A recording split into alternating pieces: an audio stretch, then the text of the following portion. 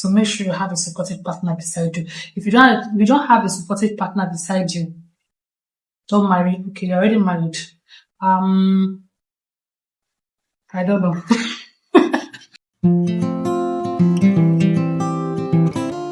Hi guys, welcome back to my channel. If you're just here for the first time, my name is Blessing and you are welcome to Bloom with Bless. Today I want to talk about something very important that many people don't talk about, especially as a woman, someone who loves to grow personally, someone who loves to develop in certain areas of their lives. I have come here to tell you guys that being a mom, being a wife, and also being a career woman is possible if you know how to set things right, if you know how to handle these things without letting one struggle, without letting being a mom struggle, without letting being a wife struggle, and without letting being a career person struggle. You could be someone that loves to advance themselves in terms of courses, taking courses, going to furthering their education, or you're someone who has a business on the side, probably online or offline, or you're just a lady who loves to grow, who loves to do personal things, but you don't know how to handle these three things together.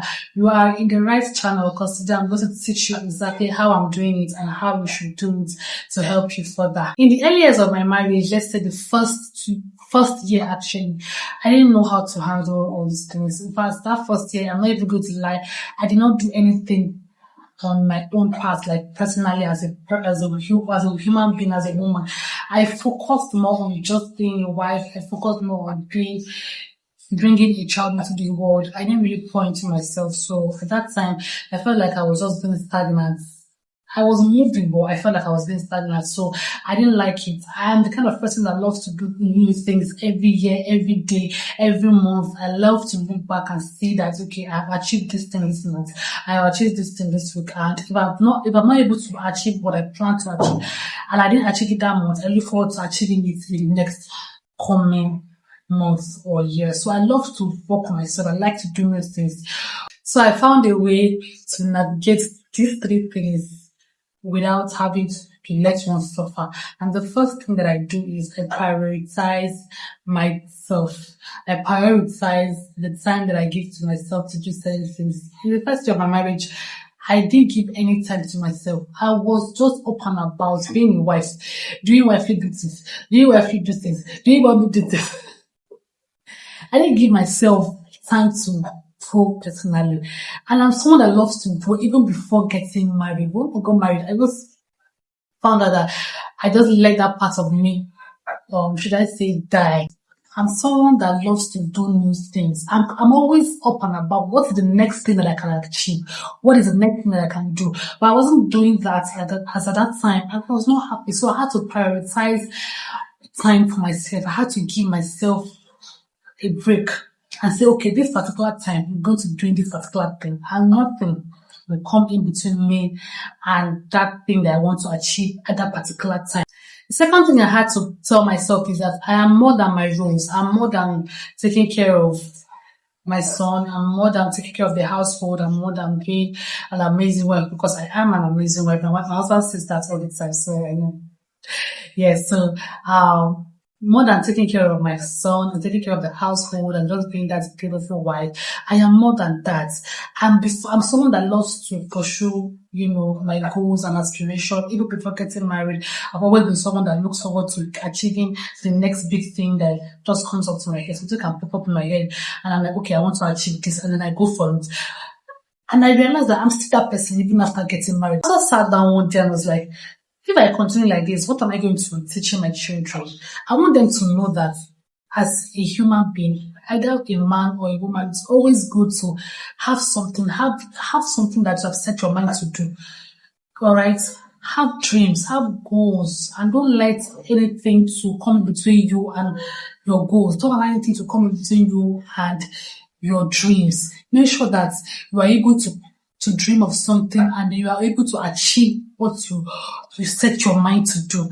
That's what I want to teach my children. I don't want to be that mom that is just doesn't really have much so far, right? I don't want to be that mom that cannot put in these values into my kids. So I had to get up.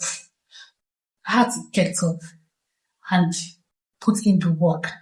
Part of the things that I did, after regaining myself was that I took courses. I took several courses. I was busy taking courses that will advance my career. So I went online, and God bless my husband. I had a very supportive man, supports me in everything that I do, whatever I want to do, whatever that it helped me to be the best version of myself. My husband is always there to make sure that he provides me with, such amenities. So I went online and made researches, and I took about several courses. I took so many courses. After taking care of my son, I make sure that I pick out time to go through those courses, write the tests that I need to write, do my assignments, take the exams that I need to take. And I was very happy with myself. Right now, I have about several courses that I've taken, certificates that are on my phone. And anytime I go through them, I'm always happy that I was able to achieve this in this particular time of my life. Setting boundaries. I have time that I do XYZ, and in that particular moment, I don't let anything come in between me and that thing I want to achieve. My husband even knows when it's time for me to do a particular thing. He won't allow. He sometimes he reminds me, "Hey, you want to do this by this time, right?" So he reminds me. I set boundaries. I don't allow anything to come in between myself and my goals. I cannot overemphasize the benefits of waking up very early in the morning. When I wake up very early in the morning, my son is still sleeping. I get to achieve a lot of things. That was how I was able to achieve most of these courses that I took. I took them early in the mornings and late at night. Right? So wake up very early, do everything you have to do, work on those projects you want to work on. Don't allow sleep to take over your life. You just sleep and forget that as a person, you need to grow. As an individual, you need to grow. So don't allow sleep to take over control you. I also learned to say no. Not everything deserves your feedback. Not everything deserves your presence. Not everything deserves your invitation. Right? So you don't have to say yes to every Tom, Dick, and Harry. Okay? You can say no to anything that does not serve you, anything that you know that will not push you further into achieving your goals, anything that you know will push you further into achieving what you set your mind to do. Say no to it. Nobody will beat you. They will not slap you. Nobody will say, "Hey, you said no, you come." Nobody's going to do that. Having a very supportive husband, it's also a very good advantage. If you don't have a supportive husband, it's going to be difficult for you to achieve these things, because there are times when your husband will have to help out with some things in the house, will have to help out with your son, just for you to have personal time to develop yourself. So if you don't have a supportive partner, it's going to be kind of difficult for you. But still make sure that you have that time for yourself. For me, I had a very supportive man that helps me. So make sure you have a supportive partner beside you. If you don't have a supportive partner beside you, don't marry. Okay, you're already married. I don't know. Scheduling everything that you need to do is very important. Prioritizing myself has helped me in a lot of ways. It has helped me to be able to navigate being a mom, being a wife, and also being myself, right? It has even helped me to pour more into my family, to give them more love, to give them more affection, to give them more care, because I have time for myself. I have time to grow myself. I have time to work on myself. It also helped me to, be a good example for my kids. They will grow up to know the kind of mom that they have, that is someone that constantly pushes herself to be a better and best version of herself every single time. It has also helped me to build a stronger marriage. My husband sees me investing in myself and he loves it. My husband likes when I'm investing in myself, he loves, because that's what he does. So he wants a wife to invest in herself. So he's always happy, he respects it. He loves the fact that I'm investing in myself. So it has helped me to build a stronger relationship, stronger marriage. Listen, I do not have to depend on my husband for fulfillment, because I have worked on myself. I am fulfilled. I am happy.